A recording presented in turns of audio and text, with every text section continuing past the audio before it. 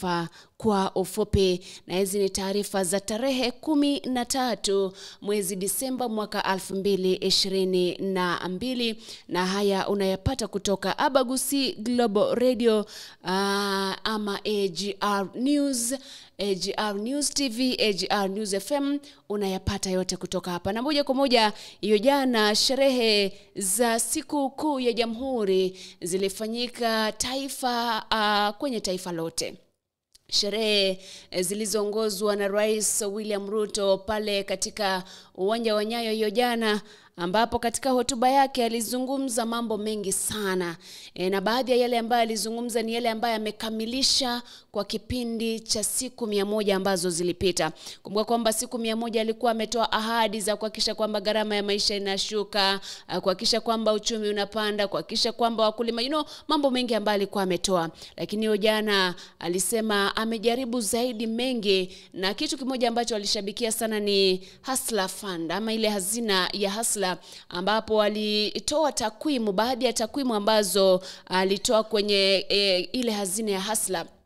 Sema kwamba zaidi ya watu milioni 15 wamejiandikisha katika ama kupata ile mikopo ya Hustler, akisema kwamba zaidi ya shilingi bilioni 7.5 zimekopwa ama zimeombwa kutoka kwenye ile hazina, akiongeza kwamba zaidi ya shilingi bilioni 1.2 zimerudishwa. Kuna watu wamekopa wakarudisha na wakapewa mkopo tena. Na vile vile akasema kwamba katika zile fedha ambazo zinawekezwa, ile asilimia ambayo inawekwa kutoka kwa ule mkopo ambao unachukua, zaidi ya shilingi milioni 400 zishawekwa kwa wale ambao wameomba.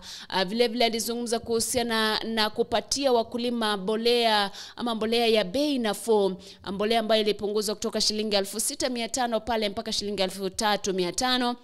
Akisema kwamba kuna milioni 6 nyingine za mbolea ambayo zinakuja katika kipindi cha msimu mrefu wa upanzi ambao unaanza Januari mpaka Oktoba pale, kulingana na mahala ambapo ulipo. Akisema kwamba mbolea ile itapeanwa kwa wale ambao ni wakulima.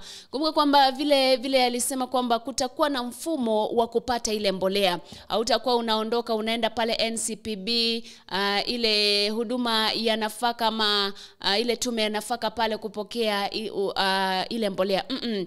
Kutakuwa na mfumo wa kidijitali ambao walisema utasaidia kila mkulima ambaye atajiandikisha pale.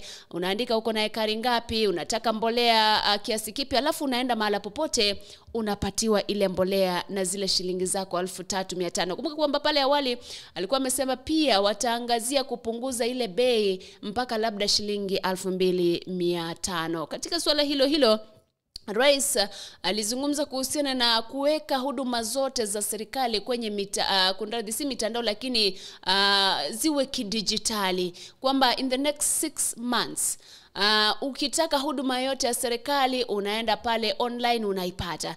Kama ile huduma ya e-citizen, ukienda pale unataka immigration you find it, ukitaka NTSA you find it, ukitaka kupata license you find it, KRA you find it. Hivyo ndivyo anasema kwamba kila Mkenya ata access services kutoka kwa serikali kupitia kwenye tovuti pale, akisema kwamba watu ambao wanaenda wakipiga foleni kwenye maafisi wanataka swala hilo likamilike. Ni baadhi ya yale ambayo alizungumza hiyo jana katika ile hotuba yake. Alitoa pia ama alizungumza kwamba pia mwaka ujao siku ya Madaraka ambayo inasherekewa Juni mosi, sherehe ile itasherekewa katika kaunti ya Embu. Ni baadhi ya yale ambayo alizungumza. Na baada ya ni baadhi tu ya yale ambayo alizungumza, lakini baada ya ile hotuba yake na kushiriki na viongozi pale, ilikuwa Innovation Jamhuri Day, Rais aliondoka hiyo jana kuelekea kule Marekani, ambapo anahudhuria kongamano la viongozi wa Marekani ama viongozi wa bara Europa pamoja na viongozi wa Afrika, US Africa Summit, ambapo inatarajiwa kwamba Rais William Ruto atatoa hotuba yake kuhusiana na mambo ambayo angependa labda yawe usaidizi ama mataifa yaliyokuwa yasaidie mataifa yanayokuwa. Kongamano hilo linaanza hii leo na litatamatika siku ya Alhamisi wiki hii.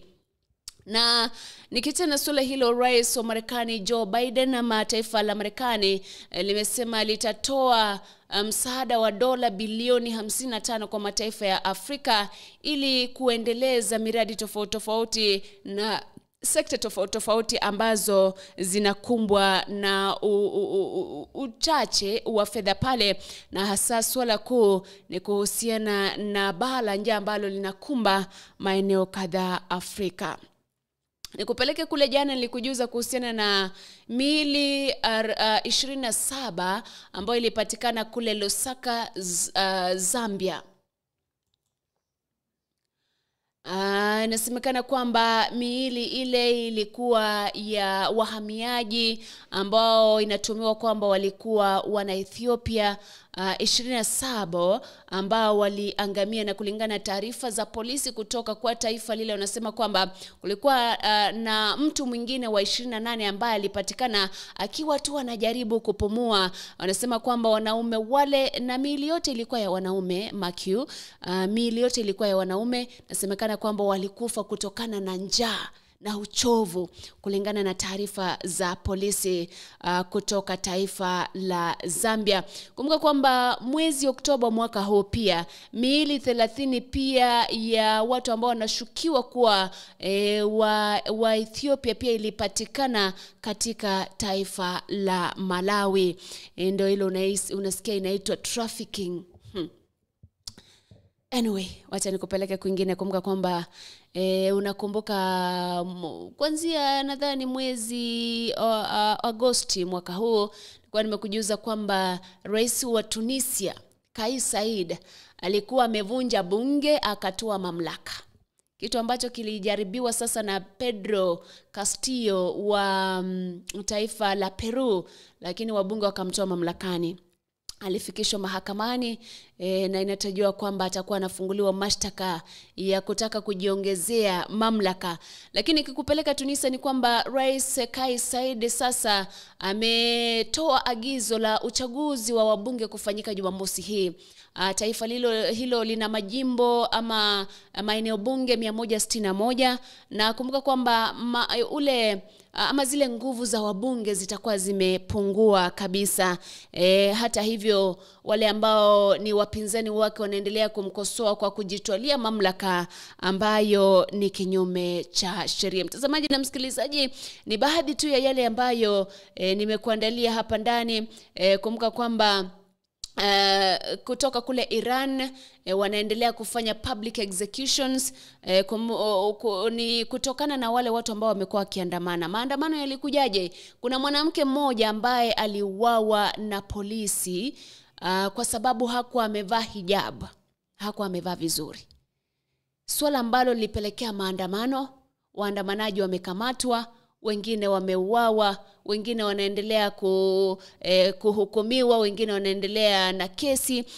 Lakini kumbuka kwamba mwanamume mwingine wa 3 alinyongwa publicly kule Iran kwa kile wanasema kwamba alikuwa anasababisha uharibifu wa mali pale. Kumbuka kwamba raia yule ambaye aliuawa alikuwa amemuua polisi mmoja.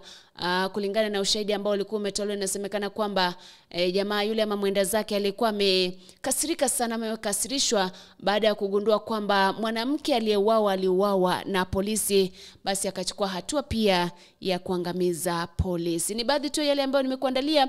Acha nikimbie pale mapumzikoni ni kuacha na wimbo wa Eric Deus Derek akimshirikisha Guardian Angel. Nikirudi nitakuwa naangazia all of you ambao mnaendelea kufuatilia kipindi cha Anza na Bwana.